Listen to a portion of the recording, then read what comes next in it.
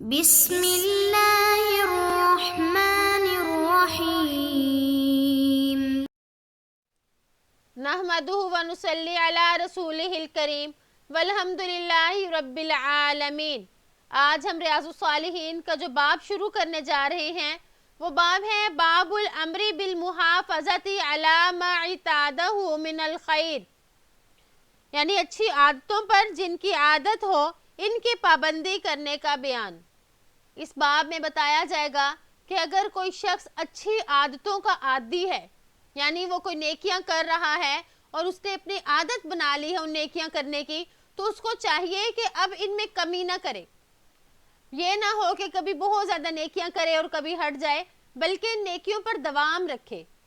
قال اللہ تعالی ان اللہ لا یغیر ما بقوم حتی یغیروا ما بانفسہم۔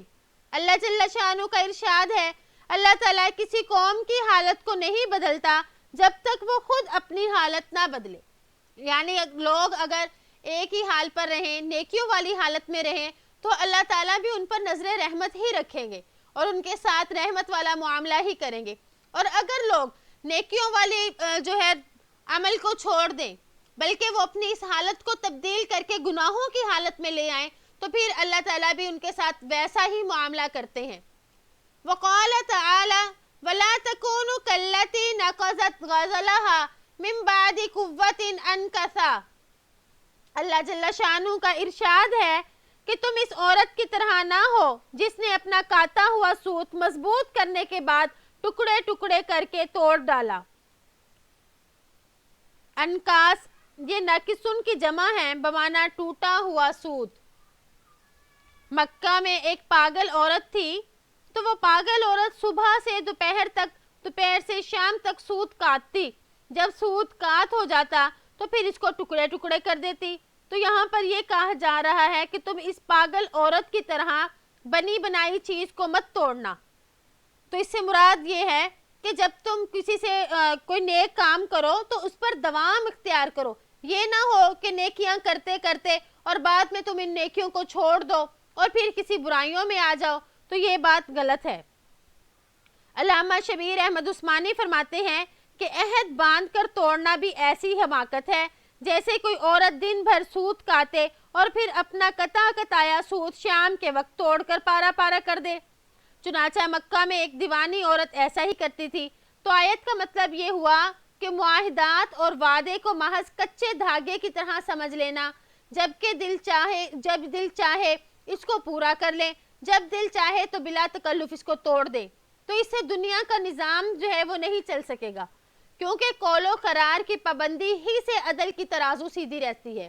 اور جو قومیں قانون عدل و انصاف سے ہٹ کر محض اغراض اور خواہشات کی پوجا کرنے لگتی ہیں، تو ان کے ہاں معاہدات صرف توڑنے کے لیے ہی رہ جاتے ہیں، یعنی ان معاہدات کی کوئی وقت نہیں ہوتی۔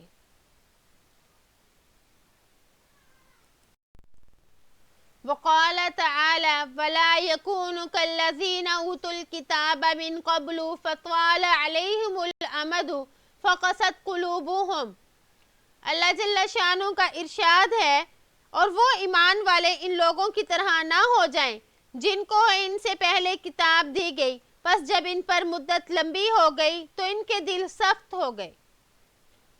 اس آیت کا مطلب یہ ہے کہ اے ایمان والو، تم یہود و نصارہ کی طرح مت ہو جانا کہ یہود و نصارہ ایک مدت گزرنے کے بعد دنیا کی لذتوں میں ایسا مشغول ہوئے کہ پھر انہوں نے احکام الہی کو پس پشت ڈال دیا، تو اس کے نتیجے میں اللہ جل شانہ نے ان کے دل کو سخت کر دیا، پھر ان میں اکثر لوگ نافرمان ہوئے۔ فرمایا کہ اے ایمان والو، اگر تم بھی ایسا کرو گے تو ہم تمہارے ساتھ بھی ایسا ہی معاملہ کریں گے اور تمہارے دل کو بھی سخت کر دیں گے، یعنی وہ نرم نہیں ہوگا۔ قال تعالی فما رعوها حق رعایتها۔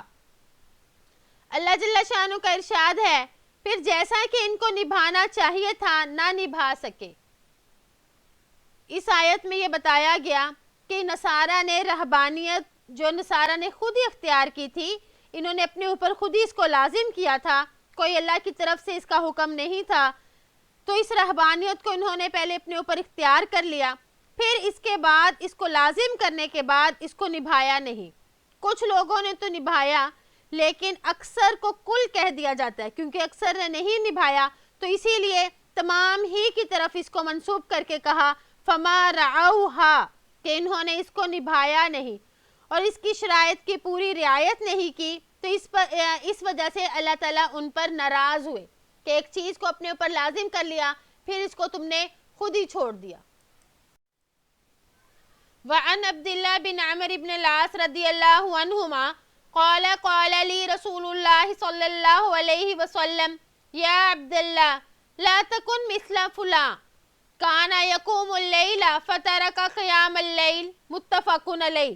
حضرت عبداللہ بن عمرو بن العاص رضی اللہ عنہما سے روایت ہے کہ مجھ سے آپ صلی اللہ علیہ وسلم نے ارشاد فرمایا اے عبداللہ تم فلاں شخص کی طرح نہ ہونا، وہ رات کو قیام کیا کرتا تھا پھر اس نے رات کے قیام کو چھوڑ دیا. قیام سے مراد تہجد کی نماز ہے. تو اس حدیث میں ایک طرف تو رات کے قیام یعنی تہجد پڑھنے کی تاکید فرمائی جا رہی ہے کہ یہ رات کی نماز اگرچہ فرض اور واجب نہیں مگر اس کی فضیلتیں بہت زیادہ ہیں، تو اس لیے اس کا اہتمام کرنا چاہیے. خاص کر کے جب آدمی کی عادت ہو تو پھر اس عادت کو پختہ اور قائم رکھنا چاہیے، اس عادت کو چھوڑا نہ جائے. جیسا کہ آپ نے فرمایا کہ فلاں کی طرح نہ کرنا، تو یہ ایک طرح سے اس کے لیے وعید ہے کہ اس نے عادت کے پختہ ہونے کے بعد اس کو چھوڑ دیا. تو اس حدیث سے معلوم ہوا کہ انسان جو بھی خیر و بھلائی کا کام شروع کرے تو اس کو استقامت اور پابندی کے ساتھ کرتے رہنا چاہیے، درمیان میں چھوڑنا نہیں چاہیے، ورنہ پھر آدمی آہستہ آہستہ غیر شعوری طور پر بدی کی طرف چلنا شروع کر دیتا ہے.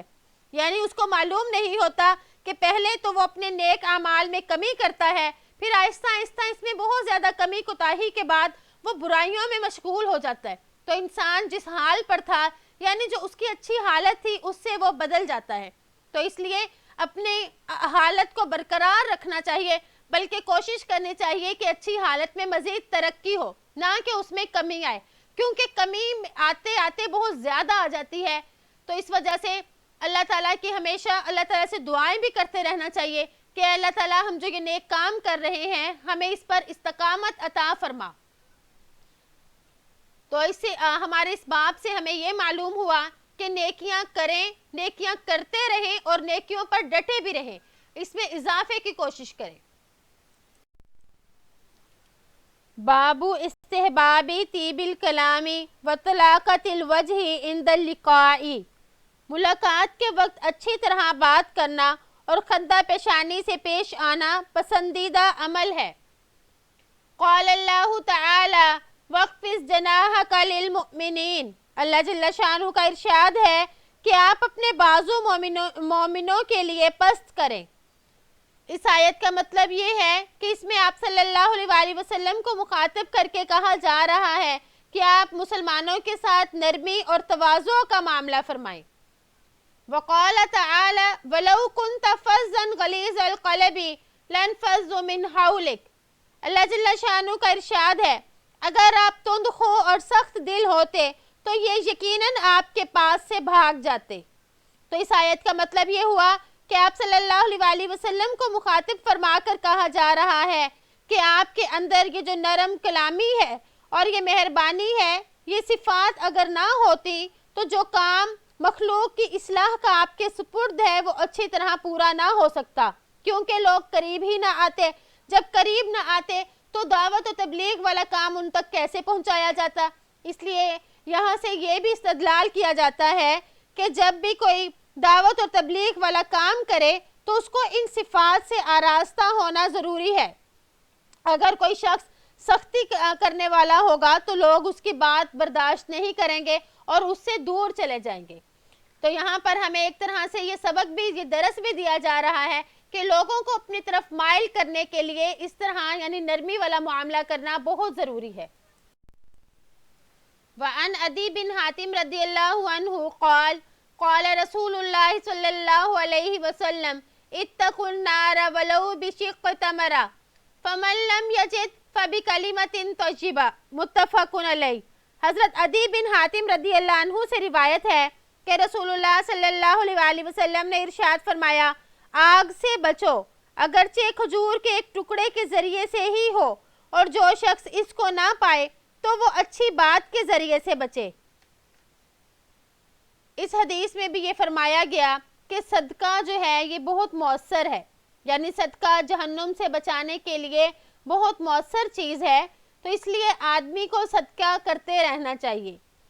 تو یہاں پر مبالغے کے طور پر فرمایا کہ صدقے دینے کے لیے اگر کسی کے پاس کچھ نہیں، صرف کھجور کا ایک ٹکڑا ہے تب بھی وہ دے دے، یہ نہ سوچے کہ یہ تو معمولی سا ہے، اتنے سے دینے سے کیا ہوگا۔ یعنی اگر کسی کے پاس کوئی معمولی سی چیز، معمولی سی رقم ہو یا کوئی معمولی چیز ہو تب بھی وہ اس کو اللہ کے راستے میں خیرات کر دے، اور اگر کسی کے پاس معمولی چیز بھی نہیں ہے تب بھی وہ صدقہ کرے، تو پھر فرمایا کہ وہ صدقے کے لیے کچھ بھی نہ پائے تب وہ کیسے صدقہ کرے؟ تو آپ صلی اللہ علیہ وسلم نے فرمایا پھر اچھی طرح بات کر لینا چاہیے۔ یعنی اگر کسی کے پاس کچھ نہیں ہے فَبِكَلِمَةٍ طَيِّبَةٍ، یعنی اچھا کلمہ، اچھی بات کہہ دینا، یہ بھی صدقہ ہے۔ جیسے کہ اس باب میں تھا کہ ملاقات کے وقت اچھی طرح بات کرنا اور خندہ پیشانی سے پیش آنا، تو یہاں پر یہی ہے کہ اچھی طرح سے بات کر دی جائے، کوئی اچھی کسی کو بات بتا دی جائے تو اللہ تعالیٰ اس پر بھی صدقے کا اجر و ثواب عطا فرماتے ہیں۔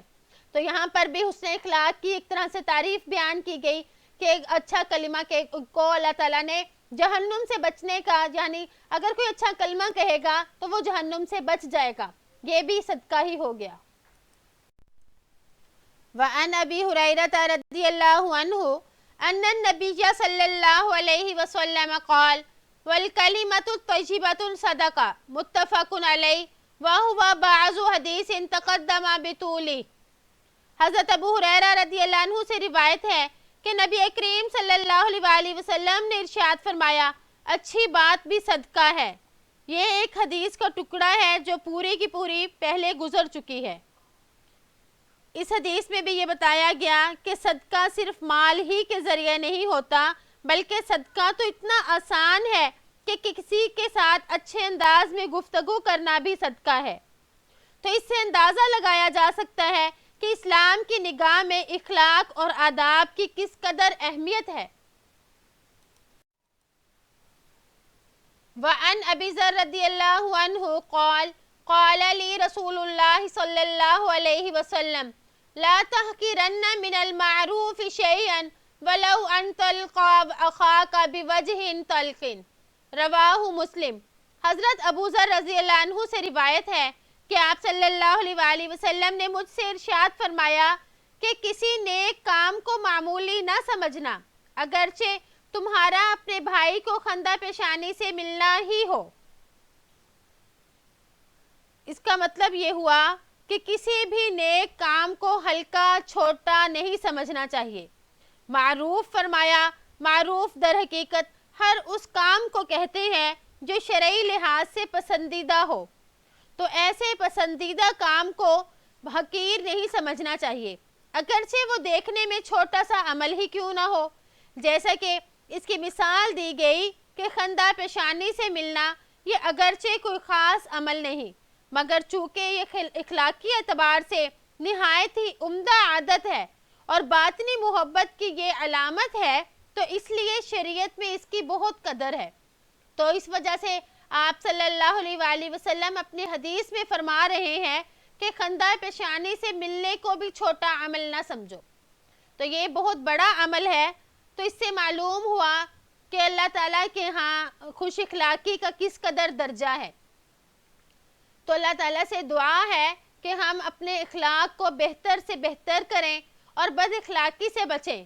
خوش اخلاقی آپ صلی اللہ علیہ وسلم کی سنت ہے۔ تو امید ہے کہ آپ کو آج کا سبق سمجھ آ گیا ہوگا، جس میں فرمایا گیا کہ لوگوں کے ساتھ ملاقات کے وقت ہمارا رویہ کیسا ہو، اور اس کو ایک بہترین نیکی اور صدقہ کہا گیا۔ اللہ تعالیٰ ہمیں اس پر عمل کرنے کی توفیق عطا فرمائے۔ السلام علیکم ورحمۃ اللہ وبرکاتہ۔